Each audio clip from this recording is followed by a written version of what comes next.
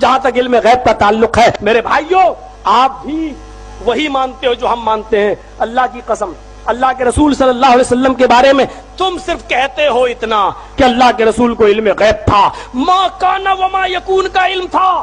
دنیا جب سے بنی ہے تب سے لے کر قیامت تک شجر حجر سمندر میں کتنی مچھلیاں ہیں درختوں میں کتنے پتے سب کا علم تھا. یہ تم عقیدہ رکھتے ہو لیکن جب سوال کیا جاتا ہے کہ یہ بتاؤ جب حضرت عائشہ صدیقہ پر تہمت لگ رہی تھی اور عبداللہ ابن ابی ابن سلول نے جب مذاق اڑایا تو اللہ کے نبی جناب محمد رسول اللہ اتنے پریشان رہے. آپ کہہ سکتے تھے آئے عبداللہ ابن ابی تم جھوٹ بول رہے ہو. ہماری بی بی عائشہ پاک دامن ہے پاک دامن کیونکہ مجھے علم ہے میں علم غیب رکھتا ہوں مجھے معلوم ہے. اتنا بڑا الزام لگ رہا ہے. نبی کی بی بی اما عائشہ کو پتا چلا تو گھر سے اللہ کے رسول سے اجازت لے کر اپنے گھر چلی گئی. کچھ دنوں کے بعد جب اللہ کے رسول اپنی بی بی کے پاس گئے اور حضرت عائشہ سے پوچھا عائشہ غلطیاں انسان سے ہی ہوتی ہیں تمہارے بارے میں جو افواہیں اڑ رہی ہیں مجھے صرف اتنا بتا دو کہ تم اس میں ملوث ہو یا نہیں. ایک نبی اپنی بیوی سے پوچھ رہا ہے اور تم کہتے ہو عالم الغیب عالم الغیب. ذرا مجھے بتاؤ یہ کون سا علم غیب تھا. نبی اپنی بیوی کے دہانے پر اور سراہنے پر بیٹھے ہوئے ہیں اور پوچھ رہے بیوی تمہارے بارے میں ایسے الزام مجھے بتاؤ. حضرت عائشہ ایک ہی جواب دیتی ہے اے اللہ کے رسول اگر میں آپ سے یہ کہہ دوں کہ ہاں میں نے یہ کام کیا ہے اور میرا اللہ جانتا ہے کہ میں اس سے بالکل پاک دامن ہوں تو ابھی آپ فوراً میری بات مان لیں گے کیونکہ یہ بات ہی ایسی ہے اور لوگوں نے اتنی اڑا دی ہے کہ اس کے بارے میں آپ کا دل جم گیا ہے. ابھی میں کہہ دوں ہاں مجھ سے یہ کام ہوا ہے تو ابھی آپ مان لیں گے اور اگر میں یہ کہہ دوں کہ میں نے نہیں کیا اور میرا اللہ جانتا ہے کہ میں نے نہیں کیا تب بھی آپ کو بھی اتنی جلدی یقین آنے والا نہیں کیونکہ لوگوں نے اس کے خلاف بہت سی باتیں آپ کے دل میں بٹھا دی ہیں. میرے معاملے میں اللہ کی سپرد کرتی ہوں بس میرا معاملہ بہت جلدی اللہ آپ پر منکشف کر دے گا اللہ ہی آپ کو باخبر کر دے گا. حضرت عائشہ فرماتی ہے مجھے یہ امید نہیں تھی اتنا تو میں جانتی تھی کہ اللہ تعالیٰ ضرور میرے نبی کو خواب میں دکھلا دے گا کہ میں پاک دامن ہوں لیکن مجھے یہ امید نہیں تھی کہ میرے بارے میں قرآن کی آیتیں نازل ہوں گی. اللہ میری برات اور پاک دامنی کے لیے جبرائیل کو بھیج کر 18 آیتیں نازل فرمائے گا. اللہ کے رسول وہی بیٹھے ہوئے پیشانی پہ پسینہ آنے لگا.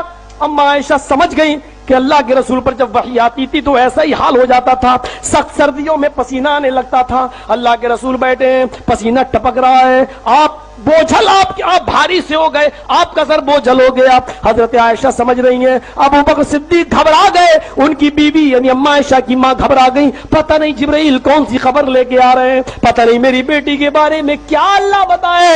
لیکن حضرت عائشہ فرماتی ہے کہ میں بالکل نہیں گھبرائی اس لیے کہ جب میں نے یہ کام کیا ہی نہیں تو میں کیوں گھبراؤں. تھوڑی دیر کے بعد جب 18 آیتیں نبی کے اوپر نازل ہو چکی تو اللہ کے رسول مسکراتے ہوئے اٹھے کہنے لگے عائشہ خوش ہو جاؤ اللہ تعالیٰ نے تمہاری پاک دامنی کا اعلان کر دیا مجھے باخبر کر دیا یہ آیتیں تمہارے بارے میں نازل ہوئی. حضرت عائشہ کی ماں کہنے لگی اے عائشہ اٹھو جلدی اٹھو اور اللہ کے رسول کا شکریہ ادا کرو.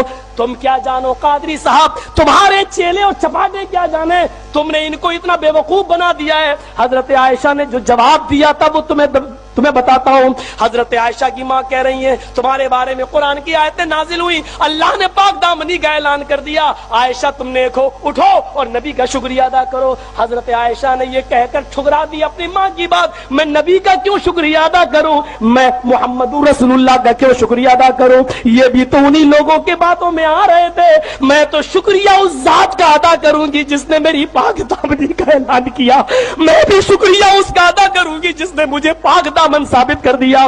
بی بی رسول اللہ کے شکریہ کو ریجیکٹ کر رہی ہے اور اللہ کا شکریہ ادا کر رہی ہے.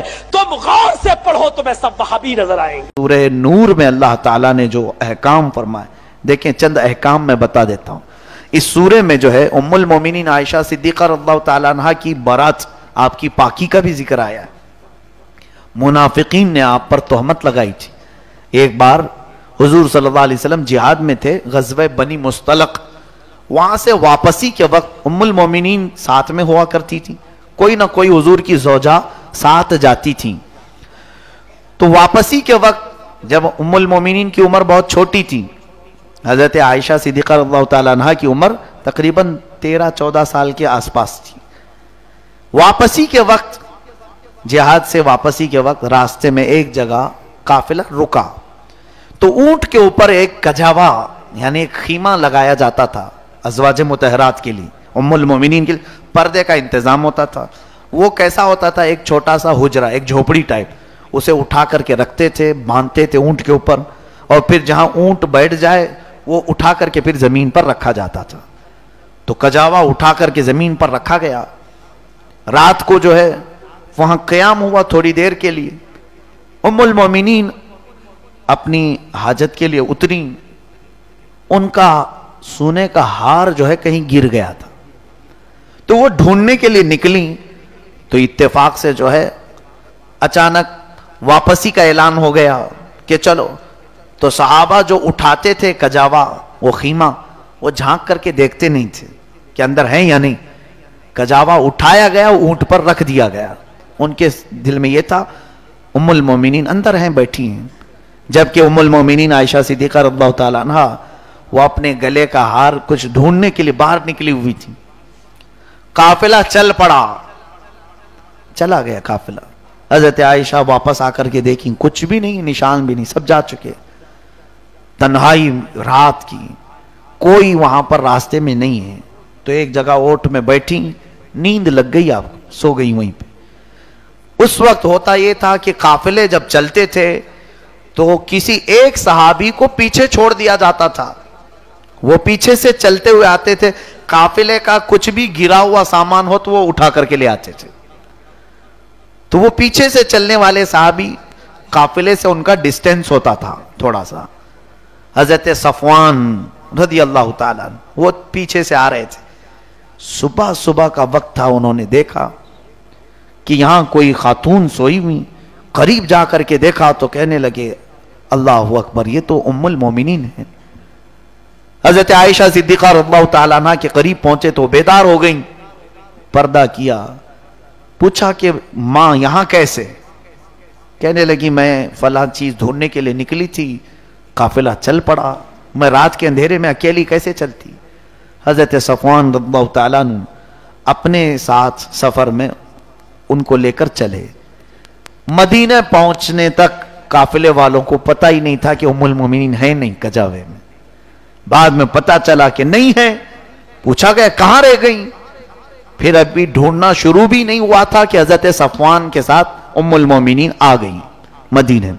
बस इतनी बात थी कि मुनाफिकीन जो थे, जिनके दिलों में कुड़न थी, जलन थी, हुजूर से बुग़्ज़ और अदावत रखते थे, बात फैला दी, अरे नबी की बीवी गैर के साथ चली गई, मोहम्मद सल्लल्लाहु अलैहि वसल्लम की बीवी सफवान के साथ रात गुजार कर आई है। मुआज़ल्लाहि रब्बिल आलमीन। बड़ी बड़ी बातें माँ आयशा सिद्दीक़ा की शान में हुजूर सल्लल्लाहु तआला अलैहि वसल्लम के पास भी ये बातें आने लगी। हुजूर ने पूछा, ऐ आयशा क्या मामला है? उन्होंने बताया ये मामला है। उम्र भी कम थी हजरत आयशा की। रसूल करीम सल्लल्लाहु अलैहि वसल्लम को कई लोगों से ये बातें सुनने में आई, तो हुजूर सल्लल्लाहु अलैहि वसल्लम ने हजरत आयशा से कुछ बात ही नहीं की। वो वक्त बड़ा डिफिकल्ट था हजरत आयशा के लिए, बहुत डिफिकल्ट था। आप कहती हैं कि मैं रो रो करके आंखें सुजा चुकी थी। हुजूर भी अब बात नहीं कर रहे थे। कहते हैं, आयशा ये मामला मैं अल्लाह के सुपुर्द करता हूं। हजरत आयशा अपने घर चली गई, मैके चली गई।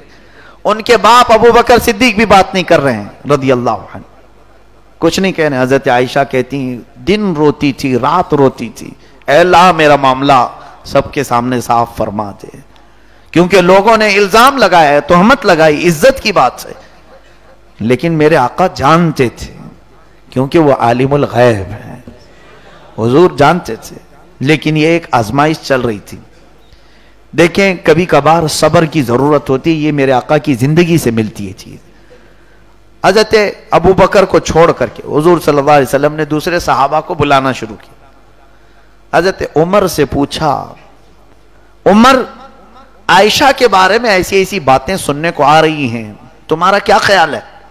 आगे बढ़ते हैं, कहते हैं, या रसूल अल्लाह सल्लल्लाहु अलैहि वसल्लम, अल्लाह तबारक व तआला ने कुरान में आपके घर वालों के बारे में यूं फरमाया, ہر طرح کی برائی کو آپ کے گھر سے دور کیا ہے. اگر عائشہ کے اندر برائی ہوتی تو کبھی مولا آپ کو نکاح کا حکم ہی نہیں دیتا, ہو ہی نہیں سکتا. حضرت عثمان کو بلایا, کہا آپ کا کیا خیال ہے؟ کہتے ہیں دیکھیں کتنی پیاری بات ہے, یا رسول اللہ صلی اللہ علیہ وسلم, اللہ نے آپ کا سایہ زمین پر نہیں ڈالا تاکہ کسی کا پیر نہ پڑ جائے, رسول کے سائے پر کسی کا پیر نہ پڑ جائے. کیا وہ مولا آپ کو ایسی بیوی دے گا جس کے اندر غلاظت ہو ہی نہیں سکتا یا رسول اللہ. حضرت علی سے پوچھا آپ کا کیا خیال ہے؟ عرض کرنے لگے یا رسول اللہ صلی اللہ علیہ وسلم, جہاں تک عائشہ کی بات ہے لوگ کہہ رہے ہیں ایسے کہ آپ کے گھر والی, آپ کی خاتون, آپ کی بیوی ایسی. ہمارا تو عقیدہ یہ ہے کہ رب تعالیٰ آپ کے جسم پر تو مکھی بھی نہیں بیٹھنے دیتا, آپ کے جسم پر کبھی مکھی نہیں بیٹھتی. عائشہ اگر ناپاک ہو تو آپ کے گھر میں مولا کیسے رکھتا؟ نہیں ہو سکتا. صحابہ نے بڑی فضیلتیں بیان کی. حضور صلی اللہ تعالی علیہ وسلم جو اس وقت ان سب سے پوچھ رہے تھے, یہ بھی جو ہے ایمان اور نفاق کی بات تھی. کچھ لوگوں کو بلایا اور باری باری پوچھ رہے تھے. پوچھا آپ کا کیا خیال ہے؟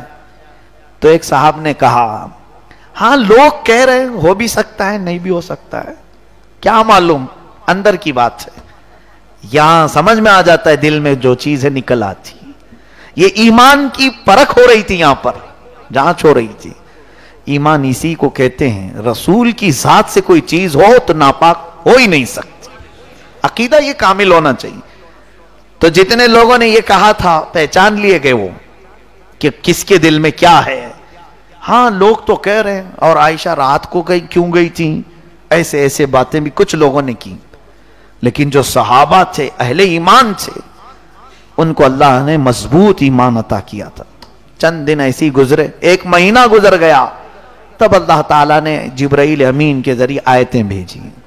اللہ فرماتا ان الذین جاؤوا بالافک عصبۃ منکم لا تحسبوه شرا لکم بل هو خیر لکم. جو لوگ تہمت لگائیں آپ کے گھر والوں کے متعلق, اے محبوب اس کو آپ برا نہ سمجھیں, آپ کے حق میں بہتر ہی ہے, بہتر ہے. کیونکہ سبوں کے دلوں کی کڑھن مولا تعالیٰ ظاہر کرنا چاہتا تھا. پتہ یہ چلا کہ نبی کا گھرانہ کسوٹی ہے ایمان کو ناپنے کی. جو اس طرف محبت کے جملے کہا وہ ایمان والا ہے, اور جس نے شک بھی کیا وہ منافق ہے. اللہ تعالیٰ فرماتا ہے والذی تولی کبرہ منہم لہ عذاب عظیم, میں تو ان کے لیے دردناک عذاب رکھا ہوں, بڑا عذاب. اب رہی بات یہ ان پر جو لگایا گیا تھا, عائشہ بری ہے ان تمام چیزوں سے. اللہ نے حضور کے گھرانے کی پاکی قرآن میں بیان کی. اب سنیے, جب یہ آیتیں نازل ہوئی تو حضرت ابو بکر صدیق دوڑتے ہوئے آئے عائشہ کے پاس. 1 مہینے کے بعد حضرت عائشہ کہتی ہیں میری آنکھیں سوج گئی تھیں, اتنے دن تک حضور سے بھی ملاقات نہیں ہو رہی تھی. کہا عائشہ مبارک ہو, اللہ کی آیتیں اتر گئی تمہاری شان میں, مولا نے پاکی بیان کر دی, جاؤ جلدی حضور سے ملو. عمر کم تھی, محبوبانہ انداز بھی تھا. کہا نہیں میں ان سے پہلے نہیں ملوں گی, پہلے میں میرے رب کا سجدہ کروں گی. حضور صلی اللہ علیہ وسلم خود لینے آئے حضرت عائشہ کو, اور اس کے بعد محبت سے اپنے گھر میں بٹھائے. اب اس کے بعد فرمایا عائشہ حضور اگر چاہتے تو پہلے ہی دن کہہ دیتے میری عائشہ پاک ہے, لیکن لوگ یہ کہتے اپنے گھر والے کی بات کر رہے ہیں, اپنی بیوی کی پاکی تو ہر کوئی بولے گا. اے عائشہ میں یہ چاہتا تھا کہ تمہاری برات میں ایسی چیز اترے کہ قیامت تک لوگ اس کو تلاوت کرتے رہیں.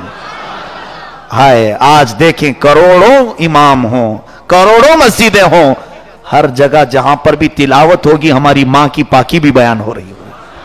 عائشہ صدیقہ عفیفہ طیبہ طاہرہ رضی اللہ تعالیٰ عنہ کی پاکی بھی قرآن نے بیان کیا. حضور صلی اللہ تعالیٰ علیہ وسلم حضرت عائشہ صدیقہ رضی اللہ تعالیٰ عنہ کو یہ فرماتے ہیں اللہ نے تیرے حق میں قرآن کی آیتیں ایسی اتاری کہ صبح قیامت تک اب تیری پاکی ایمان والے بولتے رہیں گے.